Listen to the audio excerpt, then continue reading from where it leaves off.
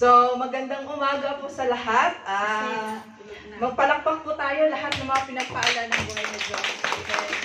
God is good. All the time. All the time. God is good. Amen. So, sa sinabi nga ni Kuya ninyo kanina, agree ba kayo na ang pagsamba natin sa araw na ito ay iyong kapahingahan? Amen. Amen. Amen.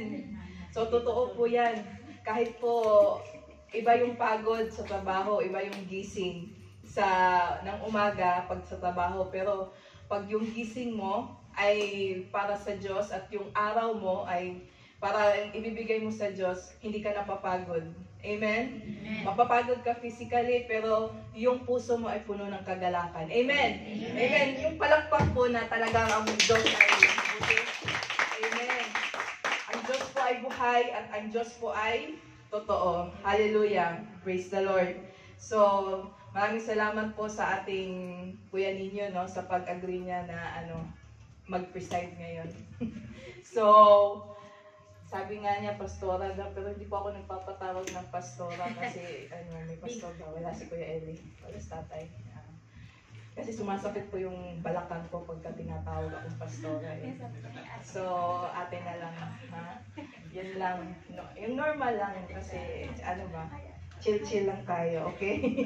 So, are we ready po sa salita ng Diyos? Amen. Amen. So, simulan natin buksan ang ating puso at isipan para tanggapin ang salita ng Diyos. Pero hindi natin ito maiintindihan kapag hindi natin hiningi ang kapangyarihan ng Diyos na ito ay tuluyan nating maintindihan. Amen? Amen. So, ang topic ko today for the Word of God is God's will, a changed life. Sa Tagalog, sige po, sa Tagalog. Ano yung kalooban ng Panginoon? Kalooban ng Diyos. Change life lang yung narinig. Change life. Bagong buhay. Amen? So, hindi pa huli magbago. May 4 na buwan pa para matapos ang 2025. Pwede pa kayong magbago. Amen? So, ang kalooban po ng Diyos, ang salita niya ngayon. So, sino po dito? I believe na hindi lamang as Christians, no? I believe na kahit normal lang na tao, gusto natin na malaman sa buhay natin kung ano ba ang kalooban ng Diyos, lalong-lalo na sa ating mga Kristiyano. Do you have this question na what is the will of God for my life? 'Di ba? Ano ang kalooban ng Diyos sa buhay mo? 'Di ba? 'Yun ang pinaka-importanteng katanungan sa buhay natin ngayon kasi naniniwala ako na walang tao na gustong magkamali. Amen? Sino dito ang gusto na pumalpak sa buhay niya? Sino dito ang gusto na yung mga desisyon niya, sablay-sablay, ay na magkamali sa buhay niya? No? I believe na isa sa atin, walang gustong magkamali, lalong-lalo na sa mga desisyon natin sa buhay. Kaya, para mailayo tayo sa mali na yan, importante na malaman natin ang sagot kung ano ang kalooban ng Diyos sa buhay natin. Amen? Sabi dito sa Romans 12, simulan natin buksan ang ating mga Biblia. Okay? Sige. Romans 12, 1-2. Sabi dito, therefore I urge you, brothers and sisters, in view of God's mercy, to offer your bodies as a living sacrifice, holy and pleasing to God. This is your true and proper worship. Do not conform to the pattern of this world, but be transformed by the renewing of your mind. Then you will be able to test and approve what God's will is. His good, pleasing, and perfect will. So ano ang kalooban ng Diyos sa buhay ko? Sa buhay mo, natanong na ba yan? Gusto nating sumakses, di ba? So, sumakses sa buhay. Yun, di ba? Yun yung, di ba? Mga ginugol natin na gusto nating sumakses at makukuha lang natin yun kapag sumusunod tayo sa kalooban ng Diyos. Amen po ba? Amen. So, mahalaga na sumusunod tayo sa kalooban ng Diyos. Amen. Amen. So, libre po mag-amen, no? Wala pong bayad mag-amen. Okay. At pag nakita mo na ang kalooban ng Diyos, doon mo makikita ang iyong kahulugan. Yung meaning mo, di ba? At pag nalaman mo ang iyong kahulugan, makikita mo rin ang iyong kahalagahan. Amen? Mahalaga din na sumusunod tayo sa kalooban ng Diyos dahil nalalayo ka sa kaguluhan. Hindi po yung tongue twister. Ano po yun? Hindi naman masyadong magulo, no? Pero ito, para hindi kayo maguluhan, sabay-sabay natin sabihin ito. Sabay-sabay po tayo. 1, 2, 3. Malaman mo. Mahalagang malaman mo ang iyong kahalagahan para magkaroon ka ng kahulugan. Kapag hindi mo alam ang iyong kahalagahan, hindi mo maintindihan ang iyong kahulugan. At ito ay kaguluhan. O, diba? At ito ay kaguluhan. Naguluhan na. Magulo. O, diba? Nagulo na. Naguluhan. Nagulo na. O, diba? Naguluhan na ba ang lahat? O, diba? Nagulo na. Kahalagahan, kahulugan, kaguluhan. Diba? Magkakalapit lang. Pero kapag ang isa niyan, hindi mo alam ang yung kahulugan at di mo alam ang yung kahalagahan, sigurado kaguluhan ka. Kaya pagbalibalik-tarin mo lang yan ng konti, magulo na, 'di ba? Kaya mahalaga na malaman mo ang iyong kahulugan para malaman mo ang iyong kahalagahan para malayo ka sa kaguluhan. Amen? Konting pagkakamali lang, konting pagbabaliktad lang, magulo na agad, di ba? Kaya, kailangan na maintindihan natin ang kalooban ng Diyos, kailangan na malaman natin ang kahulugan ng buhay natin at iyong kahalagahan. Amen? So, sa buhay natin, anong meron? Kumusta ang buhay natin ngayon? Kahulugan o kaguluhan? Anong meron sa buhay mo ngayon? Nagulong-guluhan. Kaguluhan. Oo, nagulong-guluhan na. Kahulugan Di ba? So, para malayo tayo, para hindi na tayo maguluhan. Muna, no? Ipagdasal muna natin. Let's pray. Let's bow down our heads, no? Before we proceed. Father God, maraming salamat sa araw na ito. Ibinigay niyo sa amin, Lord God. Maraming salamat, Lord God, dahil ang iyong salita, Lord God, ay handa lagi, Lord God. Handa lagi para kami ay ituwid. Handa lagi para kami ay ituruan. Para kami ay bigyan ng pag-asa, Father God. Lord, katagpuin niyo po kami, Lord God, sa mga oras na ito, Lord God. O banal na Espiritu, ikaw po ang magturo sa amin. Ikaw po ang magbukas ng puso at isipan namin para maintindihan namin at yakapin namin ang iyong salita, Father God. Maraming salamat, Lord God, sa iyong pagkilos. Lord God, we depend on you. Umaasa po kami sa iyo, Lord God. Ikaw po ang aming tinitingnan, Father God. In Jesus' name we pray. Amen. So, kahulugan o kaguluhan? Kaguluhan. Kahulugan o kaguluhan? Amen, di ba? So, gusto ba natin na malaman ang kalooban ng Diyos? Amen. Before we will know the will of God, sabi sa key verse natin kanina sa Romans 12, 1-2, may condition si Apostle Paul dito. Si Apostle Paul ang nagsabi, bago natin malaman ang kalooban ng Diyos sa buhay natin, ang isang kondisyon na sinasabi niya dito sa verse 2, Romans 12, do not copy the behavior and customs of this world. Sa NLT version yan ng Bible. Do not conform to the pattern of this world. Huwag makiayon sa sistema ng mundo. Huwag makihalubilo sa mga makamundong bagay. Amen? Huwag sumunod sa mga nakararami. Amen? But let God transform you. Hayaan mo ang Diyos na baguhin ka. Diba? Hayaan mo si Lord na baguhin ka at dapat may pagbabago para makita mo ang kalooban ng Diyos sa buhay mo. Amen? Amen po ba? Minsan madaling sabihin na, oo, magbabago na ako, di ba? Oo, ayoko na ng ganitong buhay. Pero paano pag minsan, pag nasa sitwasyon ka na, yung palay na yung lumalapit sa manok, di ba? May mga ganyan sitwasyon na sinasabi mo, pag nasa sitwasyon ka nga, last na to. Diba? Lahat naman gumagawa nito eh. Ako lang ba? Hindi naman. Diba? Uso naman to ngayon eh. Ginagawa nga nila eh. Bakit sa akin? Kaya, yun ang sinasabi nilang, marupok ka. Marupok ka. Mahina ka. Diba? Kaya nga, sabi dito sa salita ng Diyos, dapat si Lord ang magbago sa iyo. Amen? Kasi hindi mo kayang baguhin ang sarili mo. Amen? Amen po ba? Sino nakakaalala ng palabas na ito? Nakaka-relate ko ba? Oh, tingnan mo. Ako si Pink, ako si Pink. Ako si Pink. Pag lumabas na yan, pag sinasabi na nila, it's morphing time. Mag-aagawan pa kayo magkakapatid. Ako si Pink, ako si Yellow.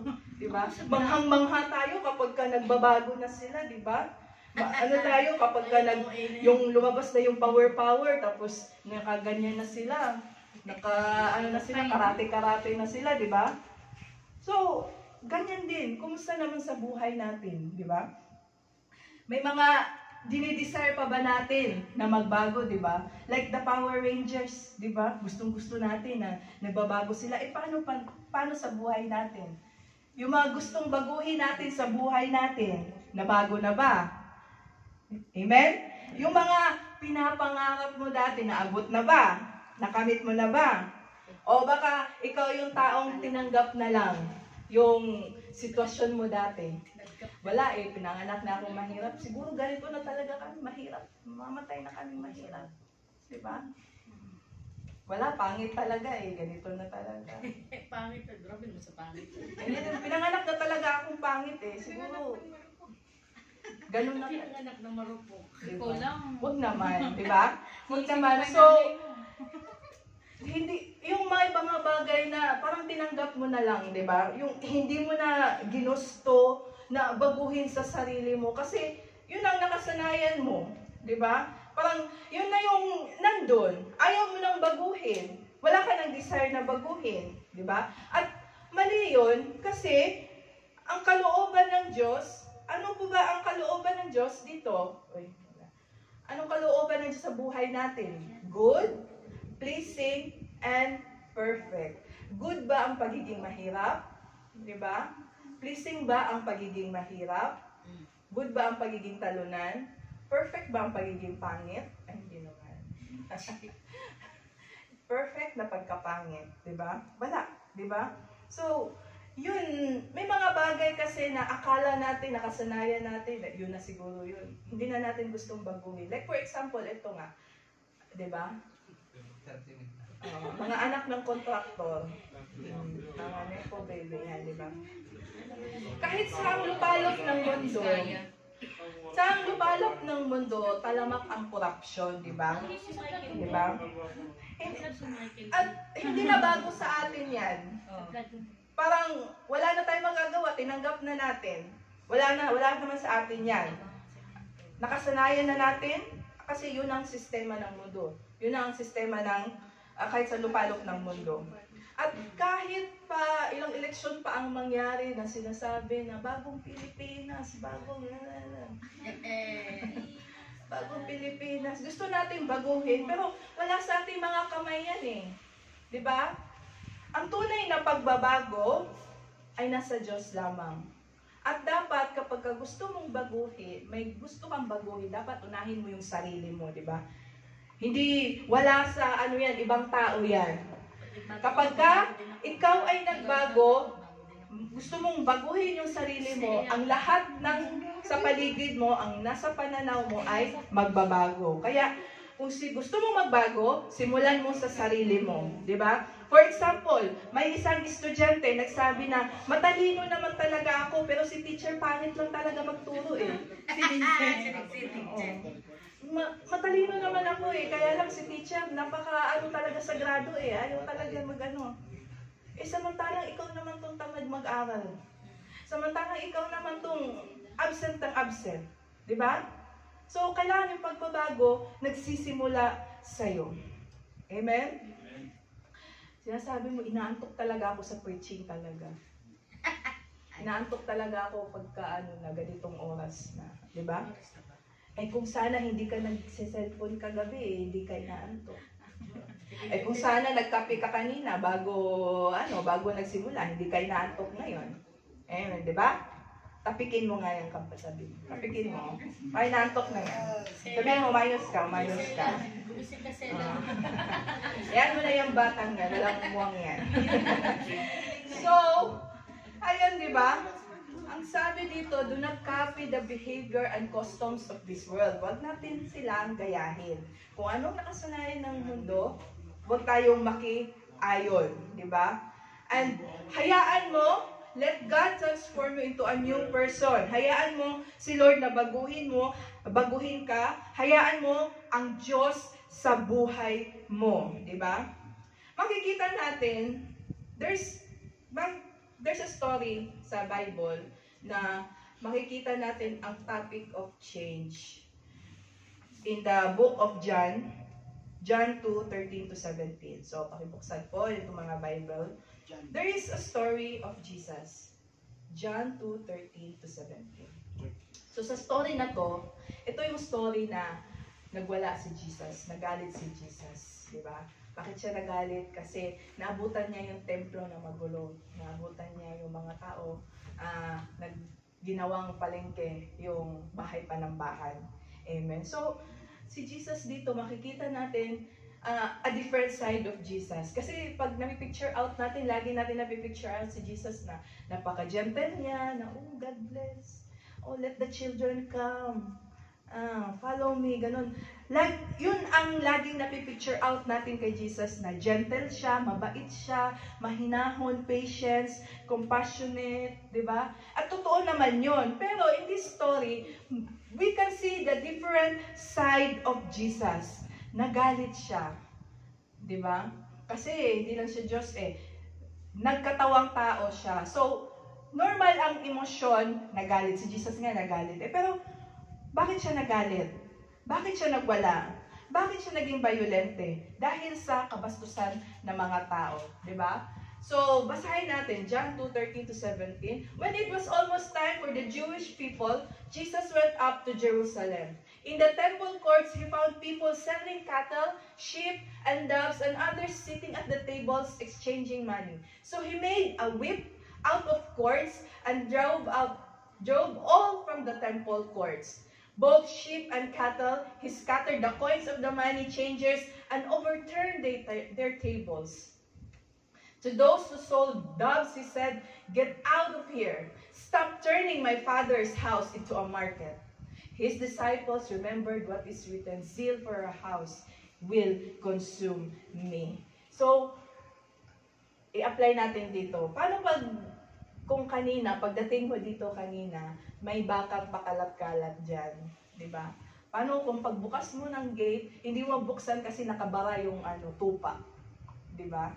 So, nung pagbukas mo, nagkalat yung mga tae ng tupa, yung mga pakain, yung mga damo-damo, di ba? Wala sa ayos pagdating mo kanina. So, tas may mga nagsisigawan, nagtatawaran doon. Ng presyo. Oh, dito, 20. Ano lang, 30, realin. Ganun ba? Diba? So, si Jesus, nung nakita niya na ganito ang eksena sa templo, ganito yung sitwasyon ng templo, agad siyang kumilos, nagalit. Pinagtataboy niya lahat, tao, hayop, mga bagay. Binalibag niya ang upuan, binaliktan niya ang mga mesa. Gumawa pa siya ng lubid para ipagtataboy yung mga tao, di ba? Sabi niya, he made a whip out of cords para ipagtataboy yung mga tao, yung mga hayop. Sabi niya, umalis kayo dito, lumayas kayo dito, get out of here, di ba? Nagalit si Jesus, gabi yung intense na galit niya. So, in this side, hindi siya nakiusap, di ba? Hindi niya, nakita niya agad yung sitwasyon na yun, hindi niya dinaan sa dahan-dahan na, uy, pakitabi naman yung mga baka ninyo, pakitabi naman yung mga tupa ninyo, hindi naman siguro masama, pero bigyan daan ninyo, di ba? Pero si Jesus agad nagalit, nagwala siya, pinagtatataboy, di ba? Right right then and there, hindi niya masikmura yung pambabastos ng mga tao sa templo. Di ba? At sa storya na to, meron tayong apat na bagay na makikita, na pwede natin may apply sa ating topic about sa pagbabago. Nung si Jesus nakita niya ito, alam niya agad ang mali.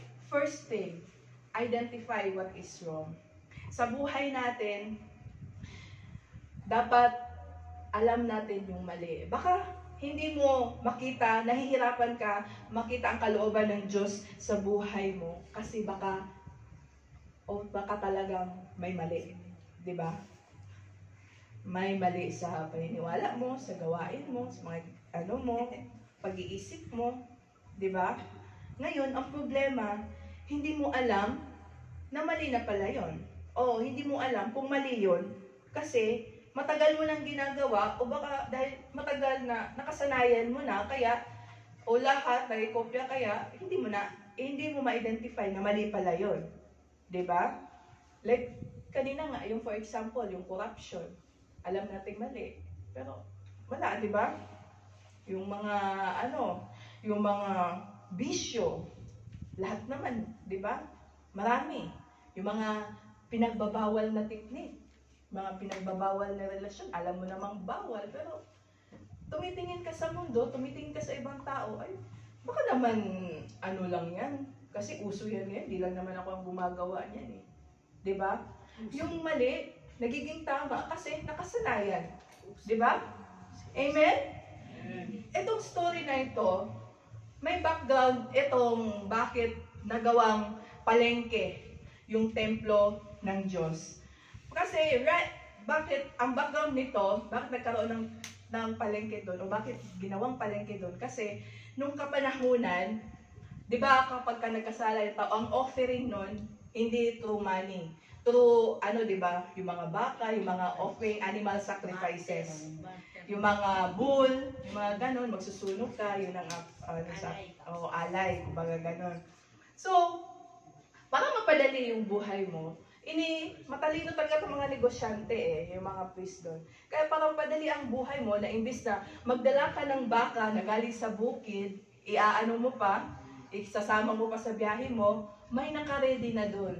Nagbibenta ng mga baka, na kambing, kalapate, para doon ka na bumili, hindi ka na magdala galing sa, hindi ka na mahirapan.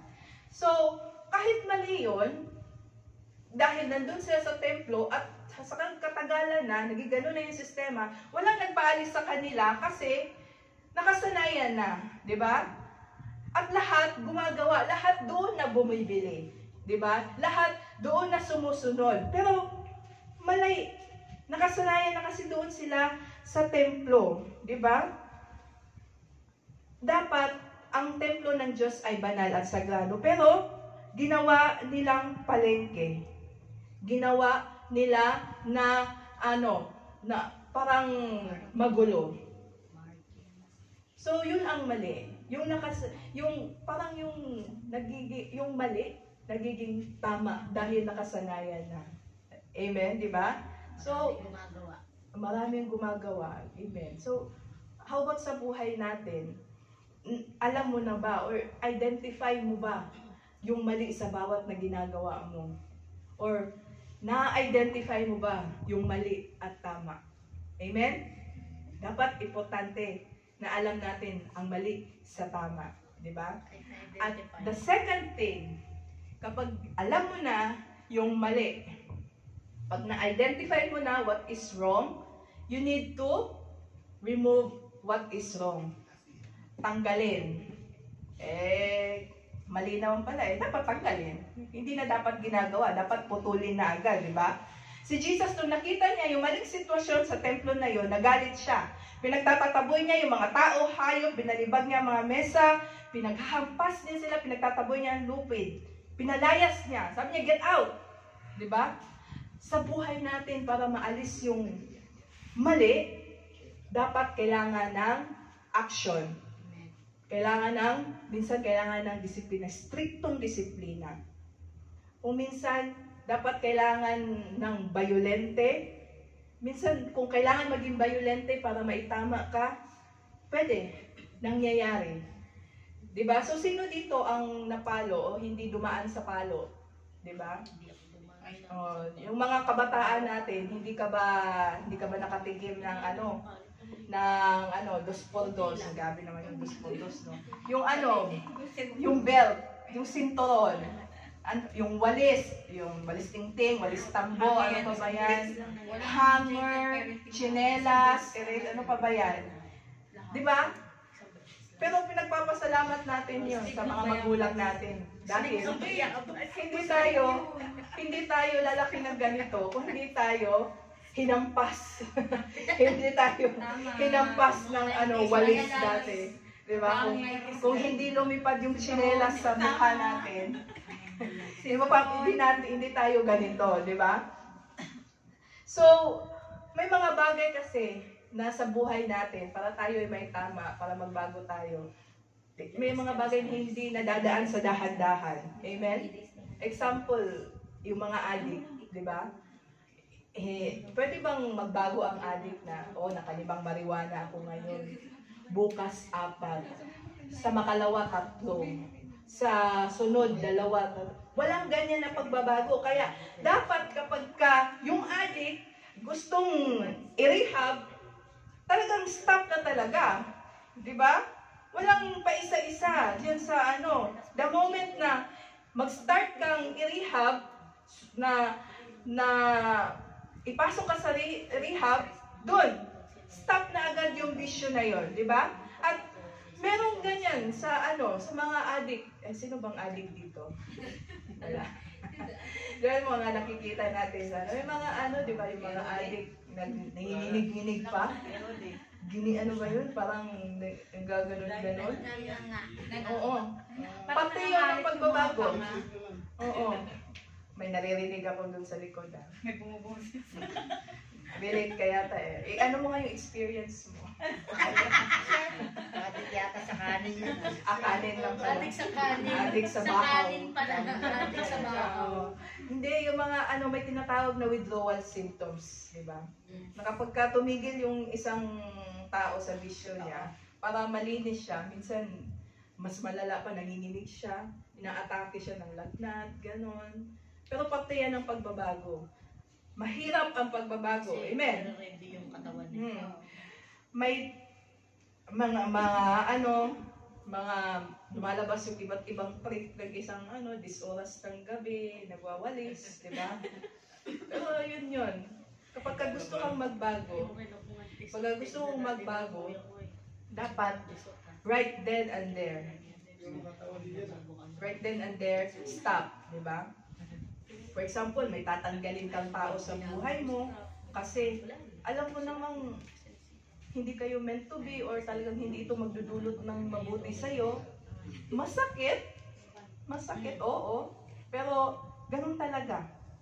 Kasi kapag hindi natin tatanggalin yung mali sa buhay natin, hindi natin makikita ang kalooban ng Diyos kapag patuloy tayo nakikiayon sa sistema ng mundo. Amen. Amen. Identify what is wrong. Remove what is wrong. Remove that wrong. Next is, set things in order. Kapag na-identify mo na, natanggal mo na, aayusin na. Sino mag-aayos dito? Ikaw ba? Hindi. Si Jesus ang magbabago. Si Jesus came to set things in order. Bakit siya pumunta dito sa mundo? Para tayo ay iligtas, para itama yung mga mali natin, di ba? So, nung si Jesus nakita niya ang ganong sitwasyon sa templo na ginawang palengke, nagalit siya. Nagwala, pinagtataboy, di ba? Bakit niya nagawa yun? Dahil gusto niyang ayusin ang gulo na ginawa ng mga tao. Gusto niyang itama ang mali. Di ba? Mali kasi ginawa nilang palengke ang templo ng Diyos na dapat ito ay banal, dapat ito ay sagrado. Amen. So, kinailangan ni Jesus na ayusin ang gulo na ginawa ng mga tao sa templo. So, ganyan din sa atin. Kapag may gulo or wala sa ayos ang takbo ng buhay mo, hindi papayag si Lord na hindi ka ayusin. Amen? Kaya si Lord, inaayos ka. May ginagawa siya or may gagawin siya sa buhay mo. Amen? Kaya, minsan hindi natin maintindihan yung ginagawa ng Diyos kasi nakafocus lang tayo sa negative. Amen. Diba? May mga, yung ginagawa ni Lord sa buhay mo ay para itama ka. Diba? Hindi natin maintindihan yun. So, kaya nga yung mga taong pinagtataboy niya, yung mga taong nakita siya na nagwawala, ano sabi? Ang akala sa kanila ay may nag-aamok. Nung nakita na si Jesus na naging violento, hala, sino yun? Nag-aamok. Di ba? May nagwawala. Bakit ganon?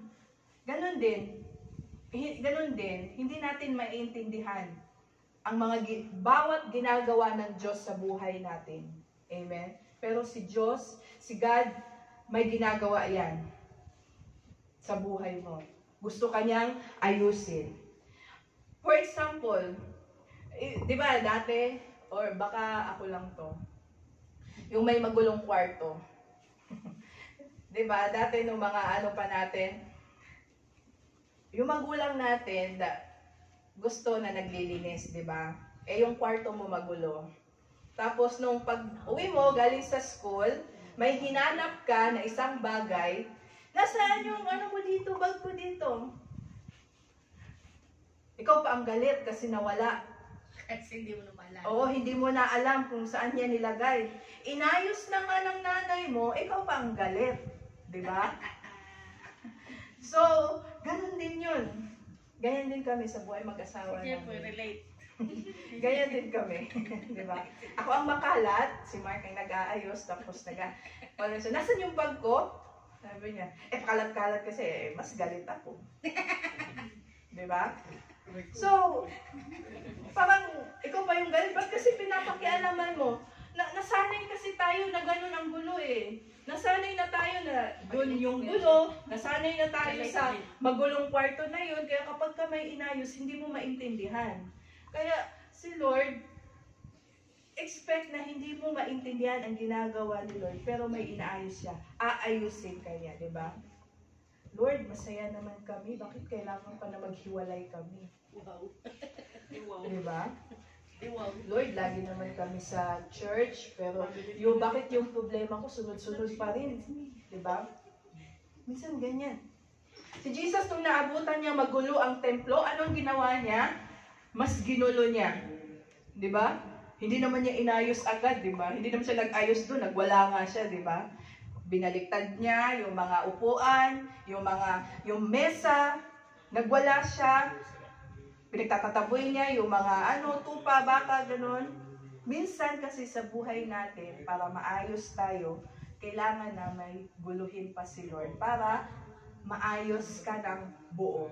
Maayos ka ng sa loob at labas. Diba? Sinong may kabinet na ganito? Parang akin yata yan eh. Ganyan yata, sa akin yata yan ah. Nagiging ganyan yung kabinet ko kasi yung asawa ko hindi marunong magtupi. Yan niya, oo, totoo yun. Oo. Nabulgaran pala mo. Kaya sinasalpak-salpak lang yung lahok-lahok na. Lahok-lahok na yung short, yung brief, yung mga yung t-shirt, yung mga pag-ilalim, paglabas. May hinahanap kang damit, ang tagal mo nang hinahanap, nandun lang pala sa ilalim or nasuksok sa likod. Diba? Kapit yan o. So, isang araw, nung pagbukas mo ng kabinet mo, napag-desisyonan mo na mag-ayos. Diba? Mag-ayos, aayusin. So, pag ganyan, paano mo aayusin yan? Tatanggalin lahat. Tatanggalin mo lahat, di ba? Hindi naman yung sa taas-taas lang. Of course, mas guguluhin mo. Tatanggalin mo, isa-isa yan. Yung mga nalukot na, medyas doon. Yung mga nalukot na mga nasuot mo na pala na mo. Yung matagal mo nang hinahanap na barong. Andun lang pala, di ba? Yung t-shirt, yung paborito mong t-shirt na pula, andun lang pala. Di ba? Kaya, kapag ka napag-desisyonan mong ayusin yan, kailangan mong guluhin muna. Guluhin muna, alisin ang lahat para maiayos ang bawat isa, di ba? So, ganyan din si Lord. Pag nagbabago siya, o pag nag-aayos siya sa buhay natin, gusto niya bago at maayos tayo sa loob at labas, taas at pataas, papuntang ibabaw sa isip, sa puso mo, at sa loob ng puso mo at labas ng puso mo, di ba?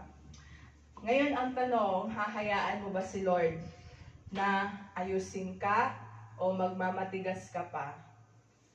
Di ba? Yan, that is the question. Next, the fourth point is be zealous. Zealous. Yung nagsiselos ako dahil may kachat kang iba. Bayon. Hindi yun. Yung nagsiselos na kasi nag-chat yung ex niya. Bayon. Wrong spelling yun. J Iba yun, yun. J yun. Wala eh. Pero parang mas Mali pa din. pero parang mas nakaka-relate kayo doon. So, be zealous. The root word here is zeal. Z-E-A-L. So, it means passionate.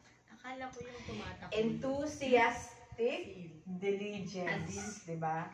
More in emotions to. Yung magiging excited, yung masigasig ba? Zealous. Diba? Yung intense feeling, intense emotions. Diba? So, kailan ka last na-excite? Nung sumahod ka? Sumakod ka. Tumagal ba yung excitement mo? Hindi. After magpadala, tulala na naman. Na-excite ka lang nung pagbukas mo ng message na pumasok na yung sahod mo, pero hindi tumagal. Yung nag-send diba? na. Saglit lang, seconds lang yung excited mo. Diba? Pero kapag ka Friday ba, na-excite ba tayo? Amen. Or baka ikaw yung tao na pag Friday, ay, Friday na naman, magsisimba pa, marami akong labahin. Di ba? May dalawang klaseng tao kapag ka Friday. Di ba? Dapat kapag ka mag-church tayo, kapag ka may Friday, dapat excited ka. Dapat Huwebes pa lang, nag-iisip ka na, ano kayang susuotin ko bukas sa church? Bagay kaya yung sapatos? Anong sapatos kaya ang babagay sa outfit ko bukas? Anong sandal kaya ang babagay kaya sa ano ko? Sa damit ko, di ba? Pero, above all, dapat excited tayo mag-church. Dapat excited ka na ma-bless dito. Amen? Kasi kapag ka walang excitement, ang pagpunta mo dito sa simbahan, nagiging religion na lang. Di ba? Naging religion na lang ito. Peace be with you. Peace be with you. Ganun na lang yan. Nagiging routine na lang. Nagiging nakasanayan na lang. Nagiging normal, boring. Kapag ka walang excitement, dapat excited ka nga ma-bless dito. So, dapat every Friday kapag ka nagsisimba tayo, excited ka to worship the Lord. Diba? Hindi yung puputok na lang yung litid ni Bebs kanina, pero ikaw makahoy-kahoy ka pa din dyan sa gilid. Kahoy-kahoy. Diba? So, dapat kapag ka praise and worship, taas kamay. Diba? Dapat nagkakanta. Diba? Yung emotion natin na God is good. His mercy endures forever. Diba? No? Ano yung kanta kanina? His worship, goodness of God, ang kabutihan ng Diyos, di ba? Dapat ramdam na ramdam mo. Dapat yung kabutihan talaga ng Diyos, di ba? So, hindi yung awitin ko kabutihan ng Diyos. Di ba? Dapat katulad games, awitin ko ang kabutihan ng Diyos. Char. Kasi ganun. Testing lang. Oo, pampabuhay lang ng dugo nyo. Testing lang. Diba? So, dapat yung passion natin at yung eagerness natin andun para kay Jesus. Amen? Dapat excitement para kay Lord to worship the Lord. Amen? So, to conclude the Word of God, the fourth question is, do we know what is wrong in our life? Alam po ba natin kung anong mali sa tama? Are we willing to remove that wrong things in our life Gusto ba natin natanggalin yung mali sa buhay natin? Do you want to set things in order in your life? Gusto ba natin na ayusin o maisaayos ang buhay natin? Are we passionate about Jesus? Diba? Anong maibibigay natin kay Lord? Anong pwede nating magawa o maibalik para kay Jesus? Diba?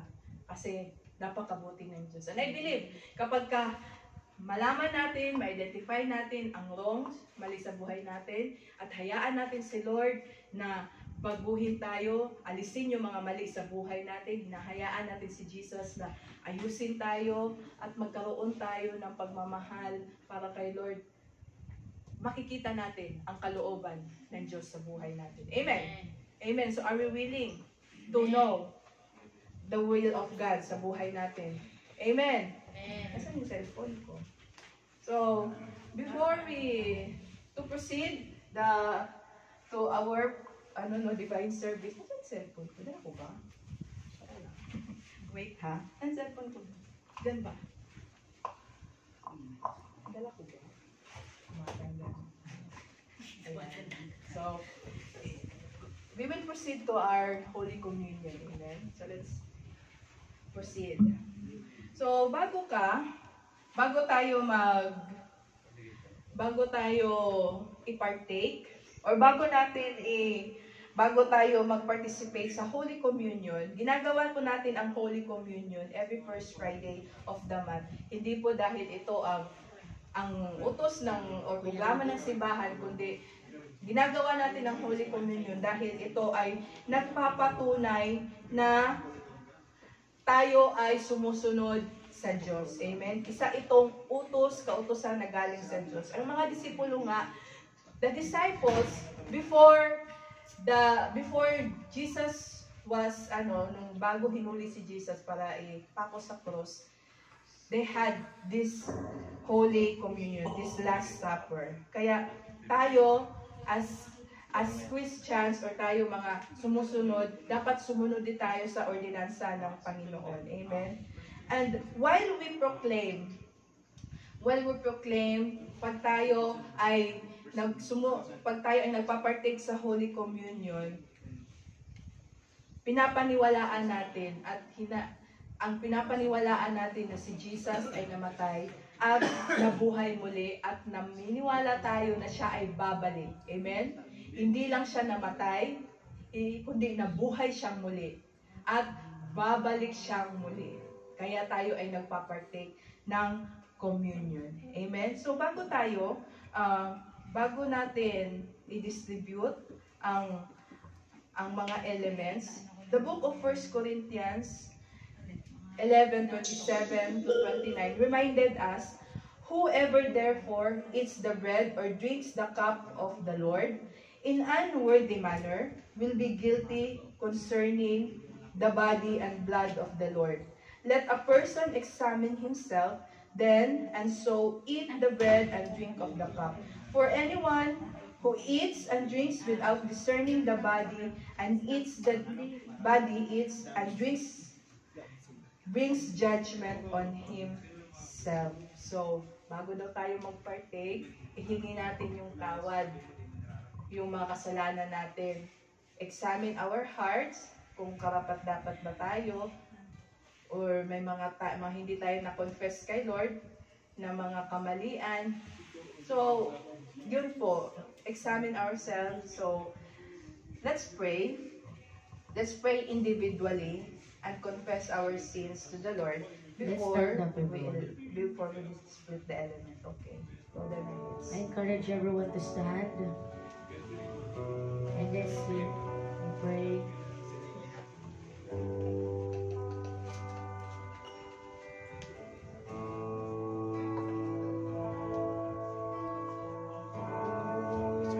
Tinapay ng buhay,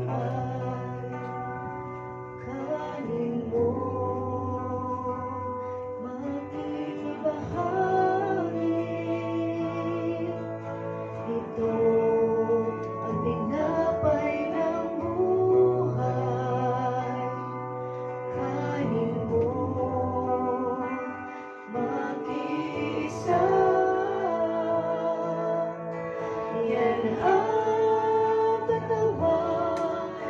pinayubay upang ikaw ay mabuhay. Yan ang katawang naghirap upang iyong kamtan ang buhay na walang hanggan. Ito ang sarong.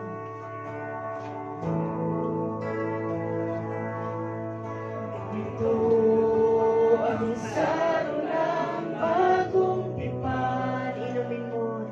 Inumin mo, makibahagi. Ito ang sarong.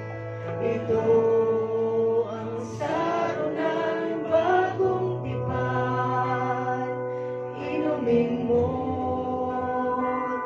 makisa. Yan ang dugong lumanap upang ikaw ay luminis.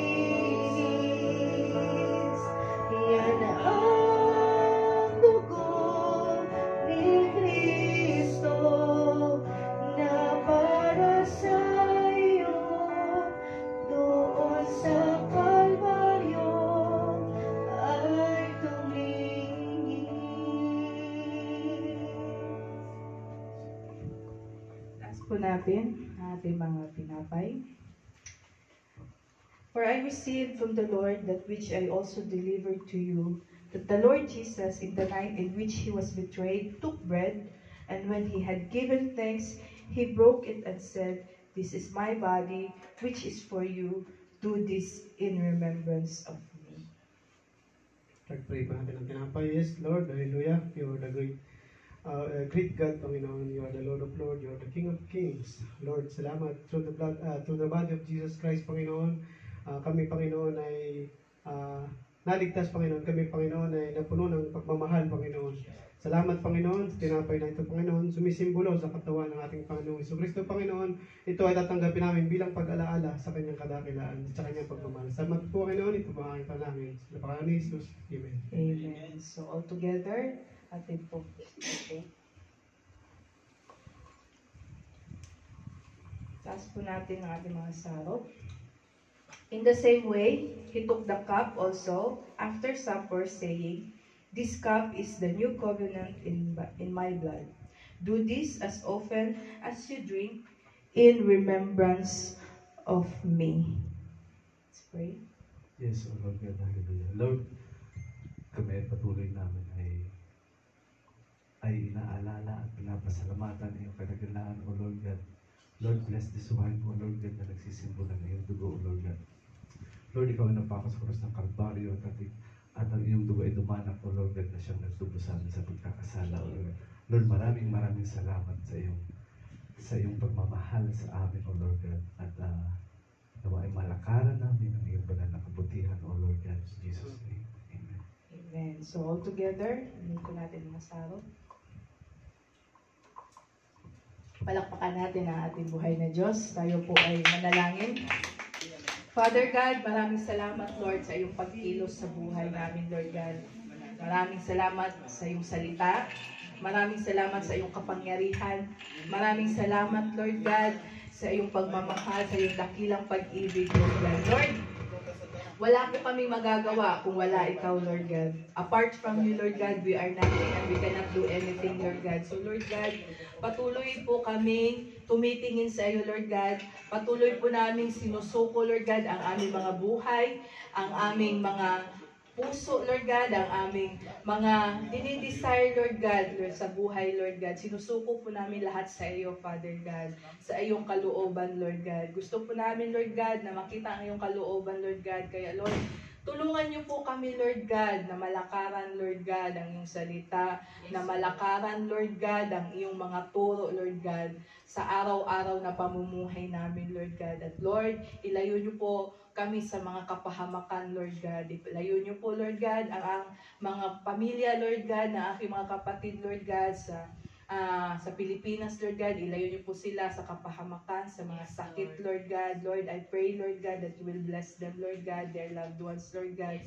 I pray, Lord God, na katagpuin niyo po, Lord God, ang mga pangangailangan nila, Lord God.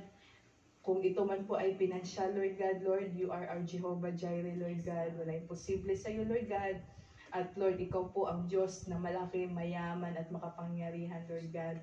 Walang imposible sa iyo, Lord God. Naniniwala po kami, Lord God, na lahat ay kaya mong ibigay at may gagawin ka, Lord God. So Lord, maraming salamat, Lord God, sa buhay ng bawat isa, Lord God.